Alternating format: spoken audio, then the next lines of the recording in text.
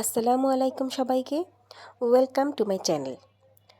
তো আজকে আমরা শিখব একটি খুবই সহজ ডিজাইন কুশি কাটার, যেটা দিয়ে আপনি চাইলে মাফলার বানাতে পারেন অথবা কুশন কাভার বানাতে পারেন, শালও বানাতে পারবেন চাইলে। দেখুন, আমি প্রথমেই একটি স্লিপ নট দিয়ে নিলাম এবং স্লিপ নটটি দেওয়ার পরে আমাকে চেইন করতে হবে একবারে 6টা। প্রথমে 6টা চেইন আমি করে নিচ্ছি। 6টি চেইন করে নেওয়ার পরে আমরা প্রথম দিক থেকে 3টি চেইনে 3টি ডাবল কুশি করে নেব। আপনি যে প্রথম স্লিপ নটটি করেছিলেন ওখান থেকে শুরু করে 3টি চেইনে আমরা স্লিপ নট করব। আসলে প্রথম 3টি চেইনে আমরা স্লিপ নট করব, পরবর্তী 3টি চেইন আমাদের একটি ডাবল কুশি হিসেবে ব্যবহৃত হবে।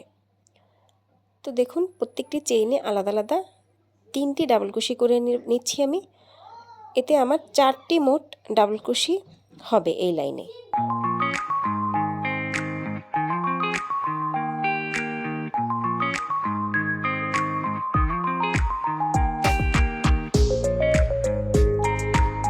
এই যে করা হয়ে গেল।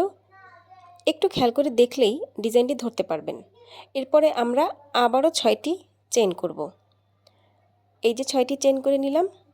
6টি চেইনের পরে আমরা আবারও ওরকম প্রথম থেকে শুরু করে 3টি চেইনের উপরে 3টি ডাবল কুশি করে নেব। সেম প্রসেস আমরা 2বার রিপিট করছি।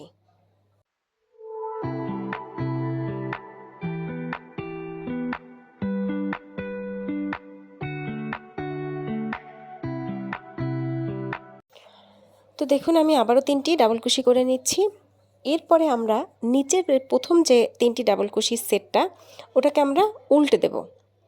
একটু খেয়াল করে দেখুন, আপনি এইভাবে উল্টাতে পারেন অথবা এভাবে উপর থেকে উল্টে দিয়ে আমরা 3 নাম্বার যে চেইনটা আছে, চেইনের যে ফাঁকাটা, ওই চেইনের মধ্যে আমাদের এই সুতাটাকে স্লিপ নটের মাধ্যমে, আমরা ডাবল কুশি সিঙ্গেল কুশি কিচ্ছু করব না, জাস্ট একটা স্লিপ নটের মাধ্যমে জয়েন করে নেব। তো এই পর্যায়ে আমি এখানে মাত্র 3টি চেইন করব। দেখুন, 3টি চেইন করে আমাদের এখানে যে একটি ফাঁকা অংশ তৈরি হয়েছে, 4টি ডাবল কুশির যে লাস্টের ডাবল কুশিটা, ওই ফাঁকার মধ্যে আমি আরও 3টি ডাবল কুশি করে নেব। একটু খেয়াল করে দেখলেই বুঝতে পারবেন, এখানে কিন্তু আমি চেইনের মধ্যে না, 3টি চেইন দ্বারা যে প্রথমে একটি ডাবল কুশি আমরা তৈরি করেছিলাম ওটার যে ফাঁকাটা তৈরি হয়েছে ওখানে আমি 3টি ডাবল কুশি করে নেব। এবারে দেখুন, আমাদের একটা 3 কোণা মতো একটা কিছু প্যাটার্ন তৈরি হয়েছে। এই প্যাটার্নটার নাম আসলে কর্নার টু কর্নার অথবা সি টু সি বলতে পারেন, সি টু সি প্যাটার্ন। এরপর আমি আবারও 6টি ডাবল কুশি করব। আমরা যখনই কর্নারে চলে আসব আমাদেরকে 6টি ডাবল কুশি করতে হবে এবং সেম উপায়ে আমাদেরকে প্রথম 3টি চেইনের উপরে 3টি ডাবল কুশি করে দিতে হবে। সেক্ষেত্রে আমাদের মোট 4টি ডাবল কুশি হবে। একই উপায়ে আমি 3টি চেইনের উপরে 3টি ডাবল কুশি করে নিচ্ছি। নেয়ার পরে এই ক্ষেত্রে আমাদেরকে কাজটিকে আবারও উল্টে নিতে হবে। এই যে দেখুন, আমাদের এরকম ছিল কাজটি, আমরা এরকম উল্টে নিতে হবে। উল্টে নিয়ে 3 নম্বর চেইনের মধ্যে আমরা স্লিপ নট দিয়ে এটাকে জয়েন করে দেব। এই পর্যায়ে আমাদেরকে আবারও 3টি চেইন নিতে হবে। 3টি চেইন নিয়ে আমরা পরবর্তী ফাঁকা যে ঘরটা আছে ওখানে 3টি ডাবল কুশি করব। আসলে খুবই সহজ প্যাটার্ন, আপনি যখন সুই সুতা নিয়ে বসবেন আপনি একবারেই বুঝতে পারবেন। এটা কিন্তু বিভিন্ন রং দিয়েও করা যায়। আপনি বিভিন্ন কালার ব্যবহার করবেন তখন প্যাটার্নটা আরও বেশি সুন্দর, যে একটা জিগ জ্যাগ প্যাটার্ন হবে। খুবই সুন্দর লাগে কুশন কভার অথবা স্টোল, শাল বা মাফলার বানালে। দেখুন, আমার 3টি ডাবল কুশি করা হয়ে গেছে। আমি 3 নম্বর চেইনে আবার এটাকে জয়েন করে দিচ্ছি। এই যে, খুব আলতো হাতে আসলে কুশি কাটার কাজ করতে হয়। কখনোই হাতটাকে খুব বেশি টাইট করবেন না, সুতাটাকে অনেক বেশি টান টান করবেন না, এতে করে আপনার সেলাই কিন্তু খুব ছোট হয়ে আসবে।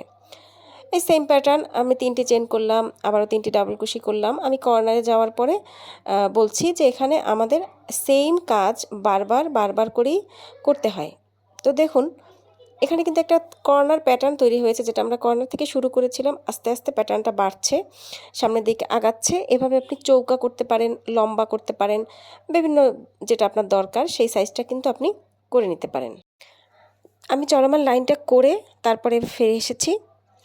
দেখুন একটা প্যাটার্ন তৈরি হয়েছে। আপনি চাইলে এটাকে 2 দিক থেকে বাড়াতে পারেন, এদিকেও বাড়াতে পারেন, সামনের দিকেও বাড়াতে পারেন। যতটুকু আপনার দরকার সেই সাইজটা আপনি করে নিতে পারেন।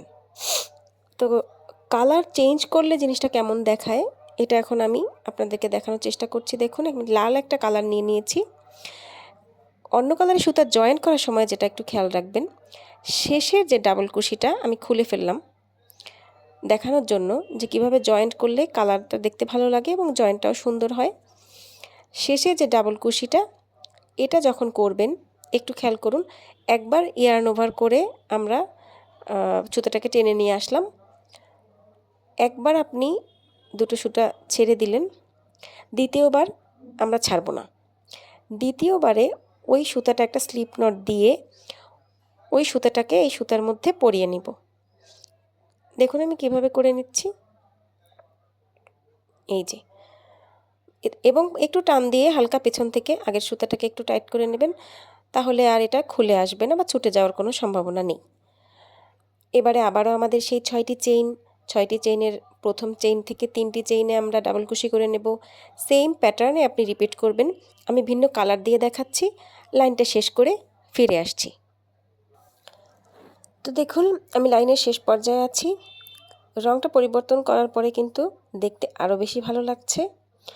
এখন মনে করুন আপনি আর সামনের দিকে আগাতে চাচ্ছেন না, সেক্ষেত্রে আপনি যেটা করবেন, আমি 3টা চেইন নিলাম, 6টা চেইনের পরিবর্তে আমরা 3টা চেইন নিলাম এবং 3 নম্বর চেইনে এখানে আমরা জয়েন করে নিলাম। এরপর আবার 3টি চেইন নিয়ে যথারীতি লুপের মধ্যে 3টা করে ডাবল কুশি করব। এ পর্যায়ে যেটা আমরা করছি না সেটা হচ্ছে আমরা 6টা চেইন নিয়ে ঘরটাকে আর বাড়াচ্ছি না, বা আমরা যখন কাজটা আর সামনের দিকে আগাতে চাবো না ওই পর্যায়ে আপনি 3টি চেইন নিয়ে আবার ফেরত আসবেন।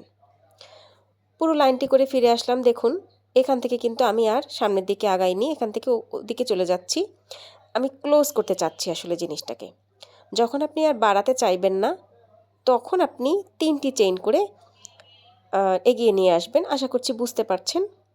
আরও ভালো বুঝতে পারবেন যখন আপনি সুতা এবং কাঁটা নিয়ে কাজটা নিজের হাতে করবেন। তো দেখুন এই পর্যায়ে আমি আবারও কালারটাকে চেঞ্জ করে নিচ্ছি। লাস্টের 2টা লুপ আমি ফিনিশ না করে সেখানে কালারটাকে এন্ট্রি করে নিলাম। এবারে আমি আবারও 3টি চেইন নিলাম যথারীতি। আমি যেহেতু এটাকে আর সামনের দিকে আগাতে চাচ্ছি না, আমি ক্লোজ করে দেবো। আমি একটা স্কোয়ার শেপ আসলে বানাতে চাচ্ছি। তো আপনারা ওইভাবে আবারও পুরোটা করে আসুন এবং আমি দেখাচ্ছি শেষ পর্যায়ে কীরকম হয়। দেখুন আমি কিছুটা কমপ্লিট করে নিয়ে আসছি। আমি 2টা লাইন মাঝখানে লাল রঙের করেছিলাম এবং বাকি এপাশ আর ওপাশ আমি করে নিয়েছি কিন্তু অ্যাশ কালারের সুতা দিয়ে। দেখতে কিন্তু খুবই দারুণ লাগছে। আপনি চাইলে কর্নারের দিকে কালারও চেঞ্জ করতে পারেন, কর্নারের 3টা আবার এই পাশে কর্নারের 3টা, তাহলে দেখতে আরও সুন্দর লাগবে। এভাবে একটি কুশন কভার বানিয়েও যদি আমি পারি দেখাবো ইনশাল্লাহ। তো দেখা হবে পরের টিউটোরিয়ালে। সবাই অনেক ভালো থাকবেন। আল্লাহ হাফেজ।